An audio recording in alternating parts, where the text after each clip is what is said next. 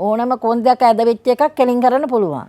ඒකට ඒ අවශ්‍ය කරන විදිහට මම කියන විදිහට රෝගියාට කියන ආකාරයට ප්‍රතිකාර කරනවා නම් ඕනෑම ඇද වෙච්ච කොන්දක් කෙලින් කරන්න පුළුවන්. ඒකට කරන්න කියන විදිහට ප්‍රතිකාර කිරීමත් රෝගියා ඒ ප්‍රතිකාර කරන කාල සීමාව තුළ උණු වතුර පාවිච්චි කිරීමත් බර ඉස්සීමෙන් වැළකී සිටීමත් පමණයි කරන්න ඕනේ. එතකොට දවසට දෙසරයක් මම තෙල් ගන්න කියනවා. උදේට තෙල් ගෑවහම පැය 5ක් යනතුරු හොදන්න එපා කියනවා. පැය 5කට පස්සේ උණු වතුරෙන් නෑවත් කමක් නෑ කියනවා.